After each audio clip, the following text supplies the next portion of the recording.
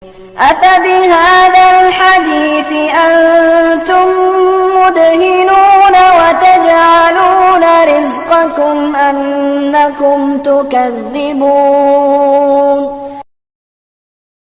Telah mengeluarkan juga Abu Abdullah At-Tirmidzi, mengeluarkan juga Abu Abdullah At-Tirmidzi, Al-Hakim, Abu Abdullah At-Tirmidzi Al-Hakim, di kitab yang beliau tulis jenengane kitabnya Nawadhir Usul, kitabnya jenengane Nawadhir Usul. Di kitab itu yaitu dia berkata, qala Abdullah, berkata Abdullah, innal mu'mina, sesungguhnya orang beriman itu ya baqa alaihi khotoya, tersisa untuk orang beriman itu dosa-dosa. Wong beriman tersisa dosa-dosa yang ia lakukan. Kalimatnya seperti itu. Min khotoyahu, dari segala kesalahan-kesalahan, dosa-dosa yang pernah ia perbuat di dalam kehidupan ini. Fayujazafu biha mindal mauti, maka dosa itu dikurangi tatkala dia menjemput kematiannya. Kalau di pembahasan nanti anabab jenengane yaitu al-mautu, kematian, kafarat, yaitu kafarat, penebusan dosa. Mati itu adalah penebusan dosa bagi orang beriman. Nek nang hadis di bab itu dijelaskan secara terperinci. Jika ada orang beriman, dia memiliki dosa-dosa yang banyak. Begitu mau meninggal, dosanya masih ada. Nang Allah dibalas nang dosane orang nana, dibalas kambi rekasane ngune ninggal. Ketika dulu tatkala oleh Allah Subhanahu wa taala dosa-dosanya itu sudah dibalas pula dengan segala kesusahan hidup, penyakit-penyakit, penderitaan, atau segala sesuatu yang menyengsarakan hidupnya. Tapi bersama dengan itu menjemput kematiannya, dosanya isiana. Kalau kemudian dosanya masih ada, oleh Allah dibalas tatkala menjemput kematiannya. Di antaranya dengan susahnya sakaratul maut. Kalau di bab nanti judul babnya al-maut kafaratul mu'min, kematian itu merupakan kafarat bagi orang beriman. Tujuannya kenapa seperti itu? Tujuannya orang beriman meninggal, orang gawa dosa apa-apa. Tujuannya itu. Tapi sekarang jika ada orang kafir atau orang yang tidak beribadah, oleh Allah Subhanahu wa taala kebaikan-kebaikan yang ia lakukan dibalas di dunia dengan kesenangan hidup, kenikmatan hidup, kekayaan, segala sesuatu apa saja yang membuat hati bahagia dan senang. Bahkan kesehatan yang bugar di dalam tubuhnya. Jika oleh Allah Subhanahu wa taala kebaikan orang kafir, orang yang tidak pernah beribadah, kebaikannya masih ada, setelah oleh Allah dibalas dengan segala nikmat-nikmat hidup di dunia, kebaikannya masih ada, maka oleh Allah dibalas dengan mudahnya sakaratul maut. Tujuannya apa? Men wong kafir balik mengallah ora duwe kebaikan sing dibalas nang akhirat. Kinek tang bab yaitu di bab selanjutnya, yaitu bab kematian kafarat untuk orang beriman. Kemudian di sini disinggung oleh perkataan Abdullah. Wong beriman kalau kemudian dia mau meninggal, dosanya masih ada karena belum ditobati kepada Allah, maka oleh Allah Subhanahu wa taala akan dikurangi dosa-dosanya itu tatkala menjemput kematian. Karena seperti itu menjadikan hamba orang yang beriman itu karena sebagian tubuhnya sudah meninggal, maka menyebabkan keluar keringat di pelipisnya. Kan kita tahu sing jenengane wong mati pergerakannya kan mulai dari bawah, kaki ke atas.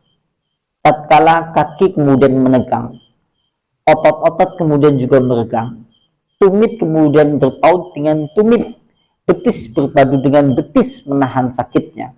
sampai ruh itu bergerak mulai dari kaki menuju paha, paha menuju perut, sampai kemudian menuju dada, sampai kemudian tersisa, sampai kemudian di dada hampir menuju ke atas, sehingga siang ke bawah semuanya mati, tinggal bagian atas. Sementara hamba itu memiliki dosa yang belum dibalas oleh Allah. Mulanya Allah diberikan ganjaran seperti itu dengan susahnya tatkala sakaratul maut, sehingga mengeluarkan keringat bagian di sini, karena sudah tidak ada anggota tubuh yang lain yang bernyawa.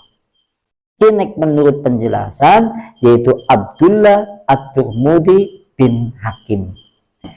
Abdullah At-Turmudi Al-Hakim di kitab Nawadir Usul penjelasannya seperti itu.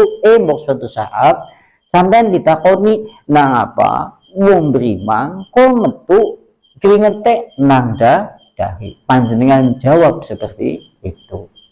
Karena kan harapan kita di dalam hidup hari ini, Allah seringkali kemudian hari ini kemudian kita sudah menginjak usia 40, 50, 60, 70 atau bahkan mungkin lebih.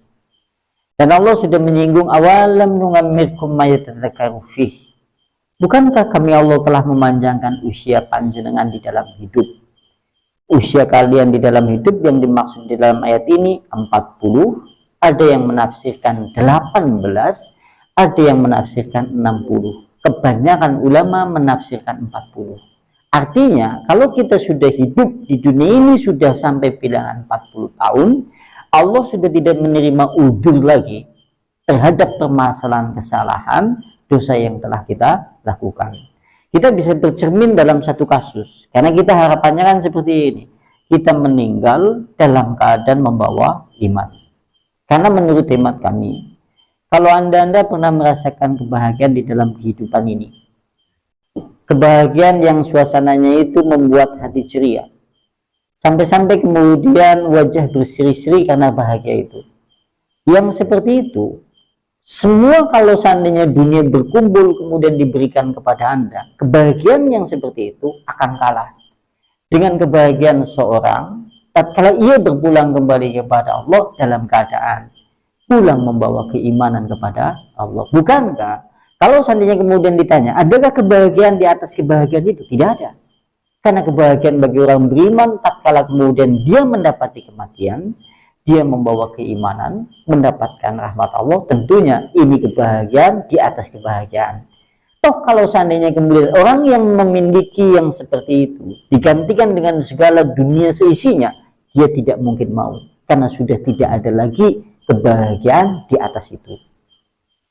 Contoh, anak ulama jenengane Abu Zur'ah.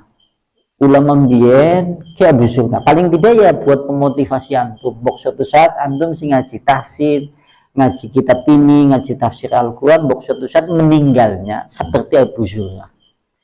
Abu Zur'ah itu dikisahkan oleh Abu Ja'far Al-Tusturi. Yang mengisahkan kisah ini adalah Abu Ja'far Al-Tusturi. Dia berkata, kami hadir pada hari tatkala yaitu Abu Zur'ah mau meninggal. Kami datang bersama murid-murid beliau yang terkenal. Di antaranya adalah yaitu Abu Hatim. Sing teka, sing miliki Abu Zur'ah, muridnya yang terkenal di antaranya Abu Hatim. Yang kedua adalah Muhammad bin Muslim. Kemudian Al-Mundir bin As-Sasdan. Dan yang namanya Abu Zur'ah termasuk gurunya Muslim. Nah, suatu saat mereka karena murid-muridnya melihat gurunya mau meninggal, ingat akan hadis Rasulullah. Tatkala kemudian kita mendapati orang meninggal, kita disuruh untuk menalkin. Tapi murid-muridnya itu rikuh gune nalkin gune, karena gurunya ilmunya lebih luas, pemahaman hadisnya lebih luas, hafalannya jauh lebih banyak, sehingga muridnya bingung. Tatkala dalam keadaan bingung yang seperti itu, lantas Abu Zur'ah yang berkata sendiri, tatkala menjelang kematiannya, dia berkata yaitu di dalam perkataannya, hadasana Bundar, telah menyebutkan kepada kami Bundar, hadasana Abu Masim, telah menyebutkan kepada kami Abu Masim, hadatsana Abdul Hamid bin Ja'far, ngan Shalih bin Ibnu Marib, ngan Kasir bin Murrah al-Hadrami, ngan Muad bin Jabal. Qala Rasulullah sallallahu alaihi wa ala alihi wasallam, man kana akhiru kalamihi la ilaha illallah dakhalal jannah. Kemudian meninggal.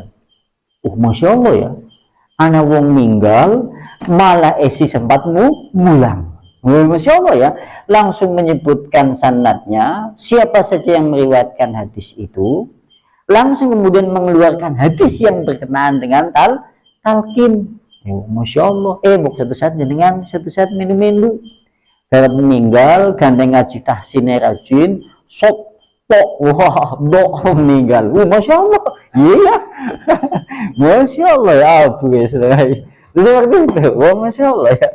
Jadi contohnya yaitu Abu Zur'ah. Nanti ada di bab tersendiri itu. Nanti di bab yaitu terkait masalah husnul khotimah, kambisuul khotimah. Banyak terdapat kisah-kisah yang menyebutkan kematian orang-orang soleh yang mudah-mudahan bisa memotivasi kita mungkin. Yang selama ini mungkin hatinya masih tidur dan lalai dari segala kemudian kewajiban sebagai orang muslim yang seharusnya mampu mempersembahkan amalan-amalan soleh yang lebih banyak, yang lebih besar, yang lebih bermanfaat. Mungkin boleh jadi mungkin kita terlena karena permasalahannya adalah hati itu belum tersentuh oleh kemudian sesuatu yang membangkitkan jiwa.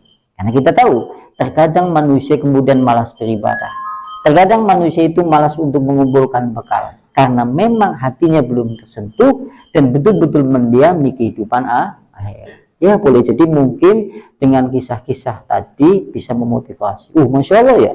Berarti ini menunjukkan Abu Zur'ah. Begitu dia menyampaikan hadis seperti itu, ada salah telah menyebutkan kepada kami Abu Masim sampai sanadnya disebutkan, dia terus ngomong hadisnya. Siapa saja yang akhir kalimatnya itu la ilaha illallah maka masuk ke dalam surga. Terus meninggal. Masya Allah. Karena dia adalah ulama hadis.